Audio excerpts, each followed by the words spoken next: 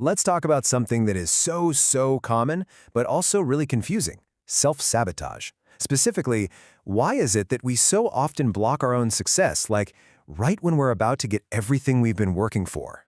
I mean, think about it.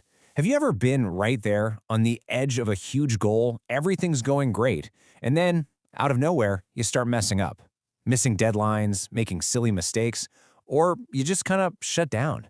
It feels so random, so frustrating. But what if it's not random at all?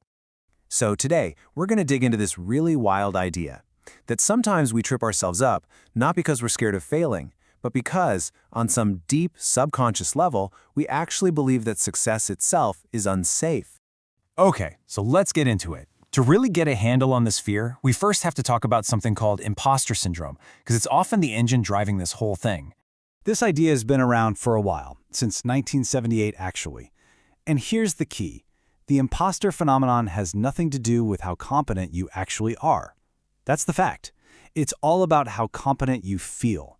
It's that nagging little voice in your head that's whispering, "You're a fraud, you've fooled everyone, and any second now they're going to find you out."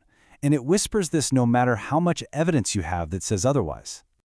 And this is so important to understand. When you catch yourself procrastinating or avoiding that next big move, it's almost never because you're lazy. It's not a character flaw. More often than not, it's just a defense mechanism. It's your anxiety putting on a mask, trying to protect you from the danger of being seen and being exposed. So why does this feeling have such a grip on us? Well, it's not just some random thought that pops into your head. It actually operates in this predictable, self-fulfilling loop. And if you've ever felt trapped by it, well, it's because you are. Let's break down exactly how this cycle works. What's so sneaky about this cycle is how much sense it makes when you're in it. It starts when you get a new challenge. That fear of being found out kicks in, and you react in one of two ways. You either over-prepare like crazy, or you procrastinate until the very last minute. Either way, you get the thing done and you succeed. But, and here's the crucial part, you immediately discount it. If you over-prepared, you think, well, duh, anyone could have done that with all that work. If you procrastinated, you think, pew, total luck. So the success never actually sinks in, which means your original doubt just hits the reset button, ready for the next challenge. And that's the kicker, right? With every single win, instead of building your confidence, you're actually just finding more proof for that core belief that you're an imposter who just got away with it again. It is an absolutely exhausting way to live. Okay, so that's the how, but what about the why?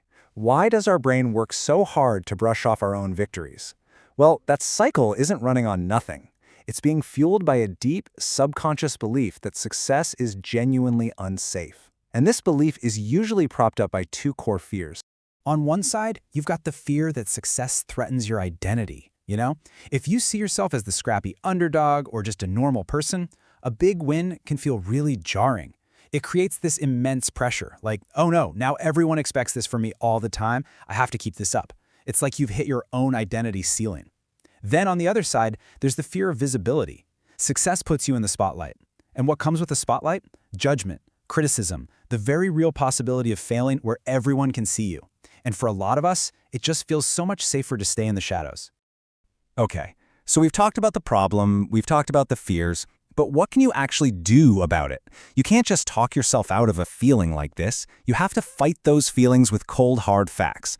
So let's walk through a super practical exercise you can do to start building up some real evidence of just how capable you are. How do we start? Simple. We're going to start with the number 5. That's it. We're not trying to write a whole book about how great you are. The goal is to find just 5 concrete, undeniable pieces of proof. Think of them as receipts that your imposter feelings just can't argue with. So here's how you do it. Find 5 things. It could be a specific outcome, like, I launched that project and it boosted engagement by 15%. It could be a direct quote you pull from an email, like when your boss said, your presentation was incredibly clear and helpful. Maybe it's a measurable win, like I ran my first 10K. Now here is the most important rule of all. You are not allowed to add any minimizing language. No buts, no it was just luck, no anyone could have done it, just state the fact, period. So what's the point of collecting these receipts? Look, the goal isn't to magically erase self-doubt forever. That's just not going to happen. The goal is to build a new belief. The goal is to get to a place where you can look your doubt right in the eye, acknowledge it's there, and then say this sentence to yourself. This separates the feeling from the action. It gives you your power back, letting you move forward even when you're feeling scared. We've covered the what, the why, and the how of all this. We've even got a tool to start breaking that cycle. So to wrap this up, I want to leave you with one last question to really sit with. I want you to ask yourself this, and be really honest, because self-sabotage isn't just about what you're afraid of. It's also about what you might be gaining. What comfort are you getting by not stepping into that bigger version of yourself? Is it the safety of not being judged, the cozy familiarity of where you are right now, or maybe it's a sense of control? Because if you never fully try, you can never fully fail. Your answer to that question might show you exactly what you need to let go of to finally let yourself succeed.